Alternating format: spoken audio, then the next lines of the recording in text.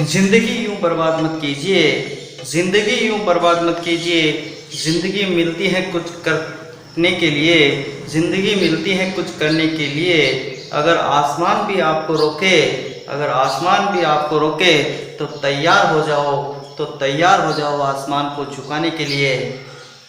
नमस्कार दोस्तों, SN education classes में आपका स्वागत है। आज हम नई राष्ट्रीय शिक्षा नीति पर एक वीडियो लेके आए हैं। जो कंपटीशन एग्जाम की तैयारी कर रहे हैं तो उनको एक बार पता चल जाए कि नई राष्ट्रीय शिक्षा नीति में है क्या। तो नई राष्ट्रीय शिक्षा नीति से संबंधित प्रश्न करंट का बन सकता है एग्जाम में, और उसके अलावा हमें भी ध्यान रखना है कि अब कैसे पढ़ाई करनी है रीट वालों को, और इनको विशेषकर ध्यान रखना है। तो देखो, नई राष्ट्रीय शिक्षा नीति, सबसे पहला प्रश्न बन सकता है कि नई राष्ट्रीय शिक्षा नीति कब लागू की गई। तो मेरे प्यारे दोस्तों, 29 जुलाई 2020 को 29 जुलाई 2020 को प्रधानमंत्री नरेंद्र मोदी की अध्यक्षता में, नरेंद्र मोदी की अध्यक्षता में मंत्रिमंडल ने इसे मंजूरी दी। तो पहली चीज़ क्या याद रखनी है, 29 जुलाई 2020 को नरेंद्र मोदी की अध्यक्षता में नई राष्ट्रीय शिक्षा नीति 2020 को मंजूरी दी गई। अब पहली चीज़ तो ये, दूसरी चीज़ क्या याद रखनी है कि नई जो राष्ट्रीय शिक्षा नीति बनी है तो ये किसका रूप लेगी।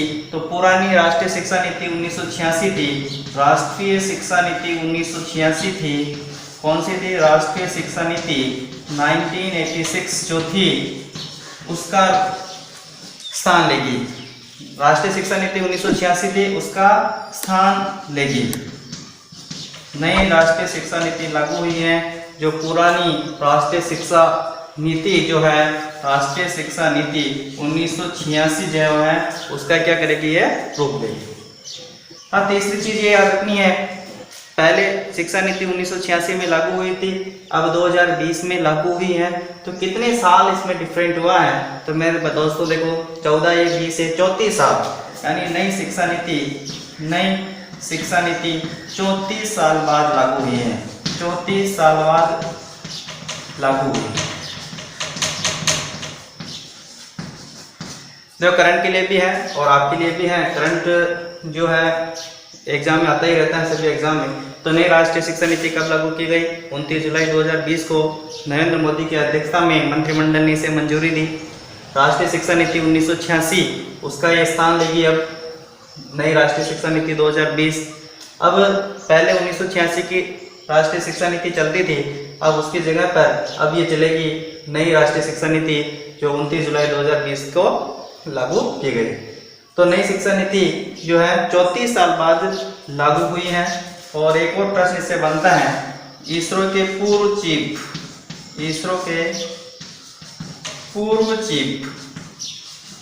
के कस्तूरी रंजन की अध्यक्षता में, इसरो के पूर्व चीफ के कस्तूरी रंजन की अध्यक्षता में इसका मसौदा तैयार किया गया। तो पहला प्रश्न, 29 जुलाई 2020 को इसने मंजूरी दी गई। 1986 राष्ट्रीय शिक्षा नीति उसका स्थान लेगी, और नई शिक्षा की जो नीति है 34 साल बाद लागू की गई है। इसरो के पूर्व चीफ के कस्तूरी रंजन की अध्यक्षता में ये जो है मसौदा तैयार हुआ था। ठीक है ना। ये तो ऊपर वाली चीजें हैं। और एक और चीज याद रखनी है कि मानव संसाधन विकास मंत्रालय का नाम चेंज कर दिया है। अब मानव संसाधन विकास मंत्रालय नहीं रहेगा, मानव संसाधन विकास मंत्रालय उसका नाम चेंज कर केवल शिक्षा मंत्रालय रख दिया है। क्या रखा दोस्तों? केवल शिक्षा मंत्रालय रख दिया गया है। मानव संसाधन विकास मंत्रालय का नाम बदलकर केवल शिक्षा मंत्रालय उसका नाम रख दिया गया है। ये ऊपर की चीजें हो गई। अब हमारे काम की चीज पर हम आ जाते हैं। ठीक है। तो देखो दोस्तों, नई शिक्षा नीति लागू होने से आप पर बहुत प्रभाव पड़ेगा। जो सेकंड ग्रेड रीट इनकी तैयारी कर रहे हैं, तो जो तैयारी कम कर रहे हैं तो उनसे मेरा आग्रह है कि वो तैयारी को बढ़ा दें, क्योंकि नई शिक्षा लागू होने से शिक्षक बनने का सपना आपका सपना न रह जाए, सपना न रह जाए, इसलिए आप अभी से जुड़ जाएं, कोशिश करें कि इसी भर्ती में आपका सिलेक्शन हो जाए। तो नई शिक्षा नीति में क्या होता है, देखो अभी जो टेट लागू है, टेट अभी तो हमारे रीट है, जो टेट है वो अभी 8th तक, टेट जो है 8 तक लागू है, यानी कि 1 से 5 तक शिक्षक बनेंगे तो भी टेट पास करना अनिवार्य है, और 1 से 8 तक का शिक्षक बनना है तो उसे भी टेट पास करना अनिवार्य है। लेकिन नई शिक्षा नीति में इसे 10th तक अनिवार्य कर दिया है। टेट को नई शिक्षा नीति में 10th तक अनिवार्य कर दिया है। इसका मतलब क्या हुआ दोस्तों, अगर आप 2nd ग्रेड का टीचर बनना चाहते हो, वरिष्ठ अध्यापक जिसे हम बोलते हैं, अगर वो 2nd ग्रेड का टीचर भी आप बनना चाहते हो तो उसके लिए आपको टेट पास करना अनिवार्य होगा। और ये टेट जो है साहब आपको सरकारी नौकरी में जाने के लिए नहीं है, अगर आप प्राइवेट स्कूल में भी पढ़ाना जाना चाहते हो तो प्राइवेट स्कूल में भी जाओगे तो टेट अनिवार्य होगा। इसलिए टेट बहुत इंपॉर्टेंट हो गया है अब, तो टेट पास करना जरूरी है ही है। 2nd ग्रेड में अभी तो ऐसा टेट का कोई प्रावधान नहीं था कि भाई टेट देके ही आप 2nd ग्रेड का एग्जाम दोगे, तो इसमें एक ही भर्ती परीक्षा होती थी 2nd ग्रेड में, लेकिन अब टेट भी होगा और उसके बाद आगे की प्रक्रिया और होगी। तो टेट पहले 8 तक था, अब 10th तक इसको बढ़ा दिया गया है। अब देखिए केवल टेट पास होने से ही आपको जॉब नहीं मिलेगी। अब टेट पास होने के बाद लिखित एग्जाम होगा, और टेट पास होने के बाद लिखित एग्जाम और होगा। लिखित एग्जाम में भी आप पास हो जाओगे तो भी कुछ नहीं होने जाने वाला है, क्योंकि इसमें साक्षात्कार होगा। ये साक्षात्कार ही है जो हमें क्या करेगा, पीछे धकेल देगा। यहाँ पैसा भाई भतीजावाद ज़्यादा चलेगा। तो ये एक नई शिक्षा नीति में सबसे बड़ी मैं खामी मानता हूँ कि ये साक्षात्कार नहीं होना चाहिए था, क्योंकि साक्षात्कार होने से भ्रष्टाचार को बढ़ावा मिल सकता है, भाई भतीजावाद को बढ़ावा मिल सकता है। तो ये साक्षात्कार आपको देना पड़ेगा। फिलहाल तो नई शिक्षा नीति लागू हो गई है, उसका पालन करना ही पड़ेगा। संशोधित करना सरकार के हाथ में है, सरकार चाहे तो इसको हटा सकती है। तो टेट पास होने के बाद लिखित परीक्षा होगी, लिखित परीक्षा के बाद आपको साक्षात्कार देना पड़ेगा। इतना ही नहीं, आपको 5 से 7 मिनट का प्रेजेंटेशन देना पड़ेगा। कक्षा में पढ़ाकर आपको बताना पड़ेगा कि आप कैसे पढ़ा रहे हो। 5-7 मिनट का आप देखेंगे, आपको पढ़ाएंगे, आप आपके पीछे बैठेंगे तो वो देखेंगे आपको कि आप कैसे पढ़ा रहे हो। तो 5-7 मिनट वो देखेंगे। अगर उनका आना संभव नहीं हुआ तो आपसे जो है अधिकारी आ जाएंगे स्कूल के कहीं के भी, तो वो अधिकारी आपका वीडियो बना के उच्च अधिकारियों को भेजेंगे, तो उसके आधार पर भी उसका मूल्यांकन होगा। तो ये नई शिक्षा नीति में सबसे कठिन काम हो गया है। शिक्षक बनना सबसे कठिन है। तो आज से ही अपने दिमाग में बिठा ले कि मुझे इसी भर्ती में लगना है। इस भर्ती में ये नियम लागू नहीं है। जो रीट है अभी वैकेंसी अब आएगी, लेकिन शायद इसमें लागू नहीं होगा, और जो अभी जो भर्ती है उसमें लागू नहीं होगा। तो ध्यान रखें, अभी जो आपसे अभी मेहनत करने लग जाओ, क्योंकि बाद में आपके लिए मुश्किल हो जाएगा। शिक्षक बनना एक सपना रह जाएगा। तो दूसरी चीज़ देखिए साहब, इसमें राजनीतिक व्यवस्था के कारण जो स्थानांतरण होते थे, उस स्थानांतरण पर पाबंदी लगा दी गई है। स्थानांतरण नहीं हो पाएगा, स्थानांतरण नहीं हो पाएगा। कब नहीं हो पाएगा? राजनीतिक व्यवस्था के कारण स्थानांतरण नहीं हो पाएगा, ट्रांसफर नहीं हो पाएगा। लेकिन प्रमोशन तो होगा। प्रमोशन होने पर जो रिक्त पोस्टों के आधार पर आपको क्या कर देगा, ट्रांसफर होगा। फिर अगर उस स्कूल में आप हो, उसमें सीट ही नहीं है, तो आपको दूसरी जगह जाना ही पड़ेगा। और शिक्षकों के लिए ग्रामीण क्षेत्रों में जो शिक्षक है उनके लिए क्वार्टर की व्यवस्था भी की जाएगी, क्वार्टर की व्यवस्था भी की जाएगी ठहरने के लिए, है ना। ठहरने के लिए जो क्वार्टर है उनकी भी व्यवस्था नई शिक्षा नीति में करने की प्रावधान किया गया है। तो रीट वाले सावधान हो जाएं, द्वितीय श्रेणी वाले टीचर्स जो भी बनना चाहते हैं वो भी सावधान हो जाएं, आज से ही रात दिन मेहनत करने लग जाएं। इसके बाद देखो क्या है कि 12th के बाद आपके पास विकल्प होगा। 12th के बाद 4 वर्ष का BA BEd, 4 वर्ष का बीएड करने का प्रावधान होगा। यानी 12th के बाद से आप करना चाहोगे तो इसमें आपको क्या होगा, जो है 4 वर्ष का बीएड करने के बाद आपको बैचलर की डिग्री भी मिल जाएगी और बीएड भी आपका जुड़ जाएगा। 4 वर्ष का बीएड जो कोर्स है वो भी इसमें लागू होने का प्रावधान है। तो अगर साहब मैंने तो स्नातक कर ली, तो देखो पहले तो 12th के बाद, अगर 12th के बाद फर्स्ट ईयर पढ़ा आपको कोई प्रमाण पत्र नहीं मिलता था, तो 12th के बाद अगर आपने 1 वर्ष तक पढ़ी, 12th के बाद आपने 1 वर्ष तक पढ़ाई की, तो साहब क्या होगा, आपको तो भी सर्टिफिकेट मिलेगा, तो भी आपको सर्टिफिकेट मिलेगा। अगर 12th के बाद आपने 1 वर्ष भी अध्ययन किया तो आपको क्या मिलेगा, एक सर्टिफिकेट मिलेगा, ठीक है ना। अगर 12th के बाद आपने 2 वर्ष तक पढ़ाई की, 12th के बाद 2 वर्ष तक पढ़ाई की तो आपको डिप्लोमा मिलेगा। 12th के बाद आपने अगर 2 वर्ष तक पढ़ाई की तो क्या मिलेगा, आपको डिप्लोमा। और अगर 12th के बाद आपने 3 वर्ष तक पढ़ाई की तो क्या मिलेगी मेरे दोस्तों, बैचलर डिग्री मिल जाएगी। क्या मिलेगी, बैचलर डिग्री मिल जाएगी।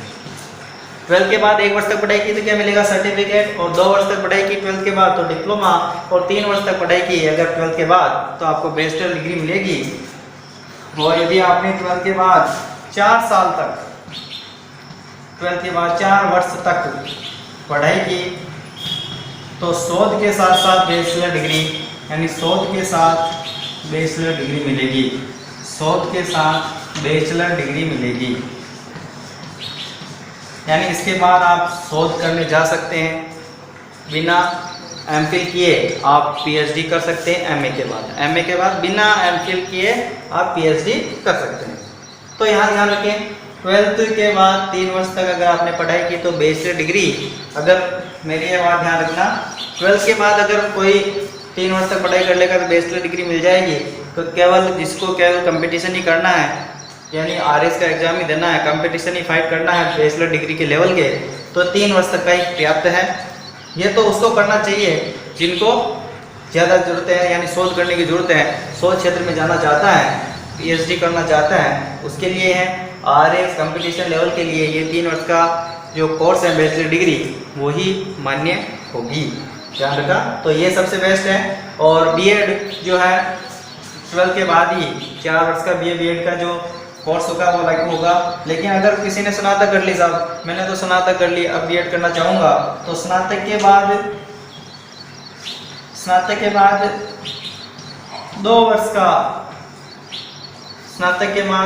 2 वर्ष की बीएड का ऑप्शन रहेगा। स्नातक के बाद अगर आप बीएड करना चाहो तो 2 वर्ष रहेगी। और परास्नातक जानते हो, एमए कर लिया आपने, तो परास्नातक के बाद 1 वर्ष का ये बीएड कोर्स रहेगा, 1 वर्ष की बीएड रहेगी।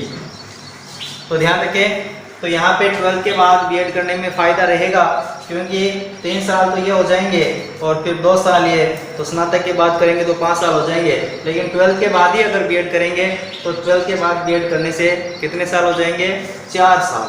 4 साल में आपकी बीएड निमट जाएगी। लेकिन यहाँ स्नातक के बाद अगर आप कुछ करोगे, बीएड करना चाहोगे तो 5 साल लगेंगे। तो ये चीज़ ध्यान रखेंगे। 12th के बाद 1 वर्ष तक पढ़ाई की तो सर्टिफिकेट मिलेगा, 2 वर्ष तक पढ़ाई की तो डिप्लोमा मिलेगा, 3 वर्ष तक पढ़ाई की तो बैचलर डिग्री मिलेगी, और 12th के बाद 4 वर्ष तक पढ़ाई की तो शोध के साथ बैचलर डिग्री मिलेगी। कंपटीशन एग्जाम देने वाले के और कंपटीशन की तैयारी करने वालों के लिए ये मुख्य रहेगा, 3 वर्ष तक की पढ़ाई जिसमें बैचलर डिग्री आपको मिल जाएगी। अगर बीएड करना चाहता है तो 12th के बाद ही बीएड कर लें, क्योंकि 4 वर्ष में आपकी बीएड भी खत्म हो जाएगी। लेकिन अगर स्नातक के बाद बीएड करना चाहोगे तो फिर 2 वर्ष लगेंगे बाद में, स्नातक के बाद में। और परास्नातक के बाद यानी एमए करने के बाद अगर आप ये करते हो बीएड तो 1 साल का समय मिलेगा। ठीक है ना, क्या तक समझ में आ गई? तो रीट की तैयारी करने वाले मेरे साथियों, रीट की तैयारी करने वाले साथियों, उठो, जागो और क्या करो, आसमान को झुकाने का प्रयास करो। आसमान अगर आपके रोड बीच में आ रहा है तो उसको भी झुका दो, यानी समय के बर्बाद करना छोड़ दो। कॉपी पेन लेकर तुरंत बैठे रहो, और जब भी आपको याद आए बस आपको लक्ष्य ही नज़र आए, वही याद आए। अब मैं आपको एक चीज़ सुनाता हूँ, ध्यान से सुनना। मैं एक मोटिवेशनल स्पीच देना चाह रहा हूँ, उसको ध्यान से सुनना, ठीक है। एक ब्रूस ली था, एक महान रेसलर था। ब्रूस ली एक महान रेसलर था, एक आदमी था। ब्रूस ली कौन था? एक आदमी था जो महान रेसलर था। अब ये ब्रूस ली के दिमाग में बैठे बैठे पता नहीं क्या हुआ, इसके बैठे बैठे दिमाग में पता नहीं क्या हुआ कि 1970 में इसने एक लेटर लिखा। उस लेटर किसको लिखा? ये लेटर इसने किसी को लिखा। ब्रूस ली के बैठे बैठे दिमाग में एक विचार आया, इसने बैठे बैठे 1970 में एक लेटर लिख दिया। लेटर अपनी प्रेमिका को नहीं लिखा, लेटर इसने किसको लिख दिया? ब्रूस ली को खुद को ही लिख दिया। जैसे मैंने लेटर लिखा, किसको लिखा? मैंने खुद को ही लिख दिया।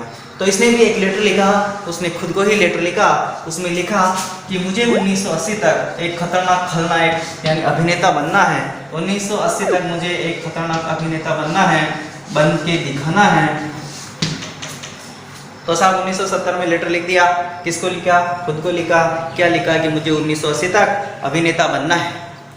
अब 1980 तक अभिनेता बनने के लिए, सपने पूरे करने के लिए रात दिन मेहनत करनी पड़ती है। तो इसने क्या किया? वो लेटर संभाल के रखता था और एनी टाइम उसकी जेब में रहता था। कहीं भी जेब में हाथ गया, देखता लेटर, और लेटर मुझे अभिनेता बनना है, मुझे समय बर्बाद नहीं करना है।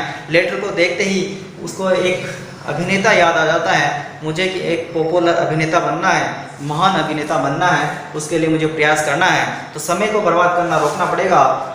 लेटर जेब में रहता था, जेब में हाथ जाते ही दिमाग की बत्ती ऑन हो जाती थी, यानी उसके दिमाग में जो नेगेटिव विचार थे वो सब निकल जाते थे और अपने लक्ष्य के प्रति कर्मठ हो गया था।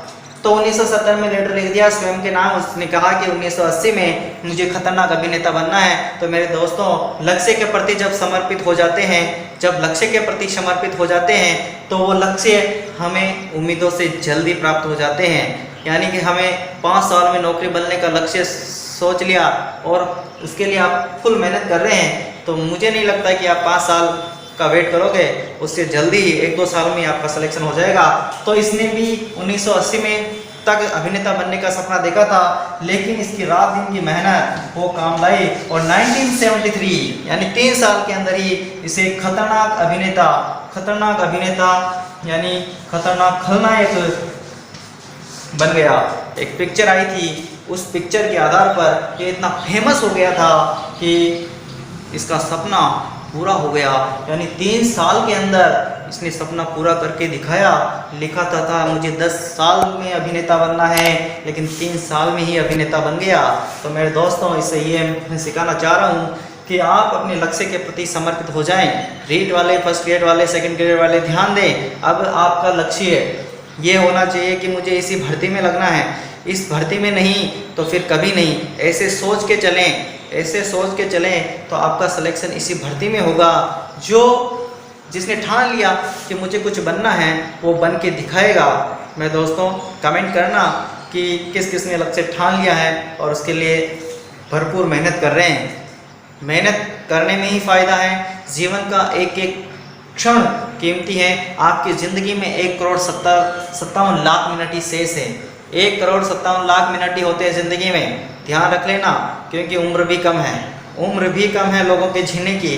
तो 1,57 लाख मिनट को आपने सही उपयोग में नहीं लिए तो प्रकृति आपसे सारा छीन लेगी रे प्रकृति सब आपका। क्योंकि प्रकृति कहेगी कि हे मानव, तूने जो जितना समय दिया था, मैंने तुम्हें जितना समय दिया था, उस समय में ही तूने कुछ नहीं किया, उस समय को ही तूने यूं बर्बाद कर दिया। तो मुझे ये बताए आगे आने वाले समय में तू क्या करेगा। इसलिए मैं तेरा समय छीन लेती हूँ, तुझे अगले जन्म में ही अब मौका मिलेगा। तो मेरे दोस्तों, जो समय आपको मिला है उसको बर्बाद ना करें और उस समय को उपयोग करें, समय का पूरी तरह से। ठीक है, धन्यवाद। अगर आपको ये वीडियो पसंद आए तो लाइक, शेयर, सब्सक्राइब करें और हमारे टेलीग्राम ग्रुप में, जिसका लिंक डिस्क्रिप्शन में दिया गया है, उसमें एक बार ज्वाइन कर ले। उसमें नियमित रूप से क्विज होती है और कमेंट करके बताएं कि वीडियो कैसा रहा और किस टॉपिक पर आपको ट्रिकली वीडियो चाहिए, वो भी कमेंट में कर बता दीजिएगा, ताकि हमें पता चल जाए कि किस पर वीडियो चाहिए। तो कमेंट करके बता देना आप। मैं कोशिश करूँगा कि उस पर वीडियो लेकर उपस्थित होऊंगा। धन्यवाद।